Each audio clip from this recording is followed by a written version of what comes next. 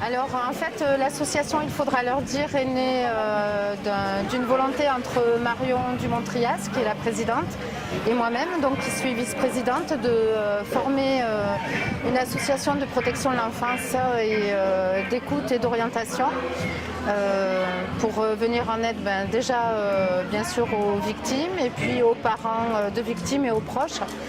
Parce que ce n'est pas évident de trouver des lieux d'écoute, d'orientation et d'information. Donc ça passe par plusieurs choses, par l'information bien sûr, la sensibilisation, c'est ce qui se passe aujourd'hui avec le Désertival et les Catalans du désert. Là ici c'est dans un lieu public, il y a toutes les générations représentées, il y a les enfants, les parents et ça nous permet voilà, de délivrer un message dont le message le plus simple à délivrer qu'on souhaite ici, c'est-à-dire que les enfants ont des droits et donc parler de la Convention des droits de l'enfant.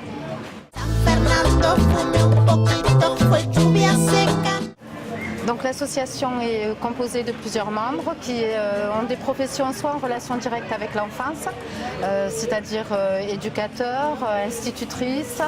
On a également donc un assesseur au tribunal pour enfants de Perpignan.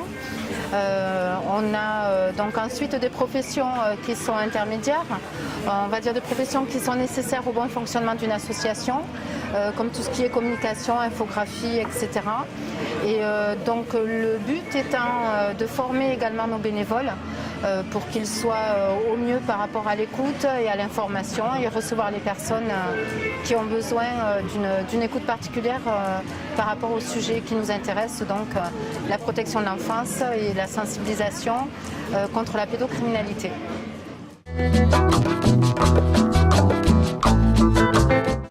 Et oui, c'est un petit clin d'œil à notre petit Francis. Oui, effectivement, c'est carrément un clin d'œil à Francis Cabrel qui, bon, pour nous, est un artiste complet, qui nous pensons est un artiste humain avec un grand cœur et à qui l'enfance parle énormément et la protection de l'enfance également. Et puis parce qu'aussi, c'est ce qui revêt des notions de dire, ce qui est très important par rapport à la libération de la parole. Et par rapport au fait qu'une des premières étapes par rapport à la reconstruction, c'est la parole et la libération de la parole. Donc il faudra leur dire, c'est plusieurs notions. Il faudra leur dire aux enfants qu'ils peuvent parler, que nous serons là pour les écouter. Il faudra leur dire aux parents qu'effectivement la sensibilisation est très importante. Il faudra leur dire peut-être quelque part aux pédocriminels pour que, je ne sais pas s'ils sont capables d'en prendre conscience, en tout cas pour nous c'est un message important à délivrer. Il faudra leur dire que les conséquences de leurs actes sont assez terribles tout au long d'une vie. Et puis voilà, il faudra leur dire aux personnes, au grand public, les informer, les sensibiliser, c'est aussi l'un de nos buts dans l'association.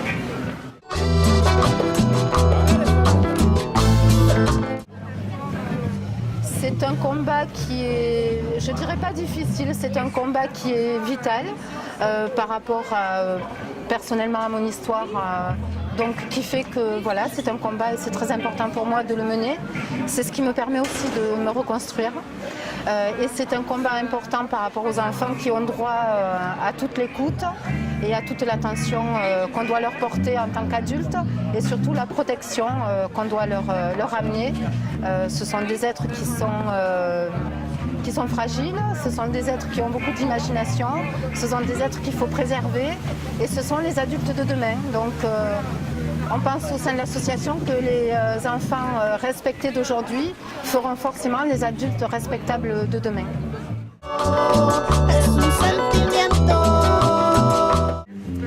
Alors la rencontre à proprement parler a eu lieu vraiment aujourd'hui parce qu'on s'est contacté, c'est les Catalans du désert qui nous ont contactés via notre page Facebook, d'où l'importance des réseaux sociaux qui sont effectivement, on va dire, une toile d'araignée qui prend les bonnes choses, c'est-à-dire les contacts des diverses associations et le regroupement par rapport à nos activités qui peuvent être mises en commun et qui sont complémentaires par des passerelles.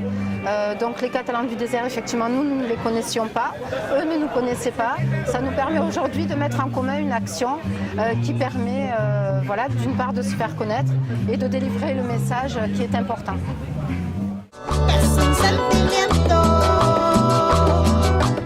Écoutez, nous on espère, en tout cas nous on est ouverte à toute participation.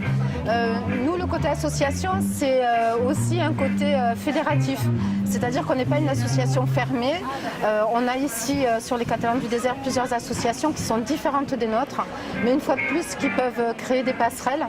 Et nous on est ouverte à ça et on trouve justement que la complémentarité et les différences, que ce soit dans la vie de tous les jours, chacun peut s'apporter mutuellement des choses et construire ensemble de nouvelles choses, et c'est très important, surtout quand il s'agit d'enfants, de parentalité. Voilà, il y a des projets qui vont émerger sûrement puisqu'il y a des contacts qui sont déjà pris. Et pour nous, c'est ça aussi une association. C'est l'association de bonnes idées pour faire avancer dans le côté positif.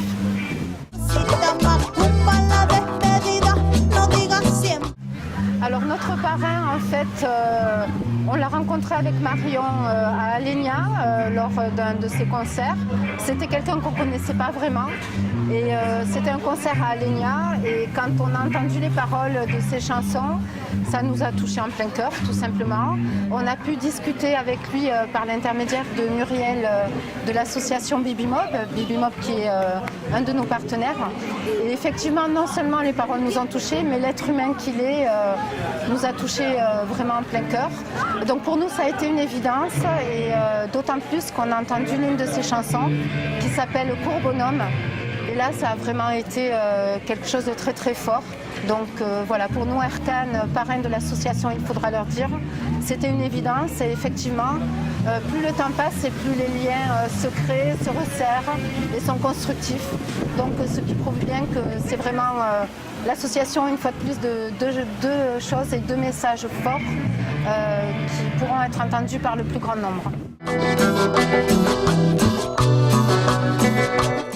La manifestation d'aujourd'hui, le Désertival, donc organisée par les Catalans du désert, nous apporte déjà pour nous des contacts avec d'autres associations, parce que pour nous, une association vivante, c'est une association ouverte, c'est-à-dire donc qui reste en contact avec ce qui se fait sur notre région, etc. Et là, effectivement, c'est une des manifestations importantes. Et puis, ça nous permet donc de toucher le public le plus large possible, puisque ce sont des rencontres familiales. Donc, il y a les parents, les enfants, quelquefois les grands-parents. Et par rapport au message d'information et de sensibilisation de notre association, il faudra leur dire, on peut dire que c'est le cadre idéal, parce que nous, par rapport à notre stand, on a amené notre documentation, mais on a amené aussi un jeu qui permet d'aborder différents sujets. On a des supports qu'on peut distribuer. Voilà, c'est quelque chose qui est donc très intéressant pour nous.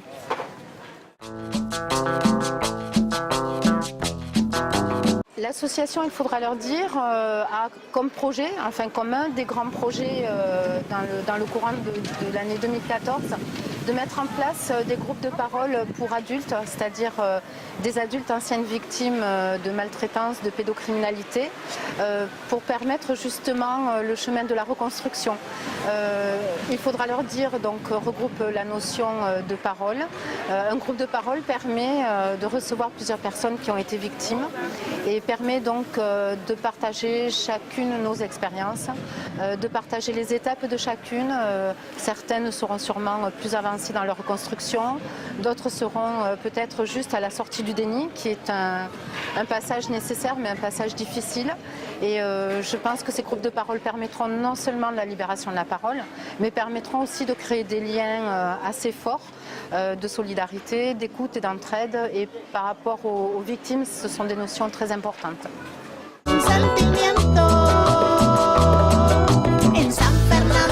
Les projets d'Il faudra leur dire sont divers et variés et sont surtout évolutifs.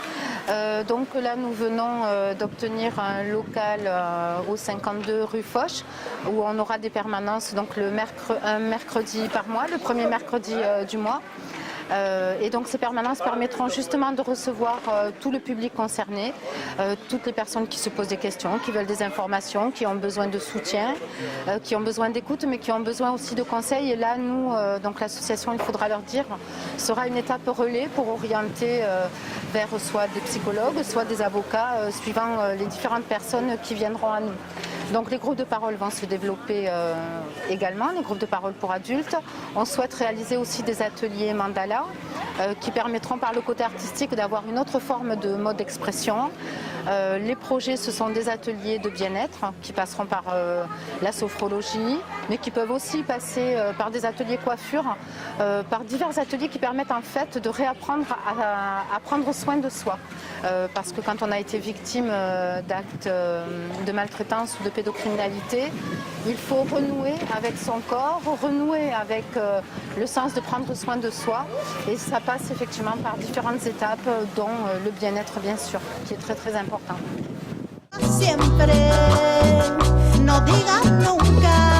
Les différents ateliers Il faudra leur dire seront en fait réalisés par des intervenants extérieurs, d'où le fait qu'on parle de projets, parce qu'il y a certains projets qui sont pratiquement mis en place et qui vont pouvoir se concrétiser rapidement. Il y a d'autres ateliers pour lesquels il va falloir qu'on sollicite des intervenants extérieurs. Et là, bien sûr, on prend des contacts, d'où aussi l'importance des réseaux sociaux, l'importance du Désertival, l'importance des autres associations. Voilà, c'est ce qu'on disait en fait en réunion au sein d'Il faudra leur dire, c'est que le contact avec les autres associations permet de faire des passerelles. Et les passerelles permettent de mettre en relation les différentes associations qui permettront de mettre en place différentes choses. Donc des ateliers aussi pour les parents, de communication non violente par exemple. Ça aussi c'est très important et très complémentaire. On n'en a pas forcément conscience quand on crée une association de protection de l'enfance, mais tout ce qui est axé autour de l'enfance, de la protection, de l'écoute et de la parentalité font partie des passerelles de notre association.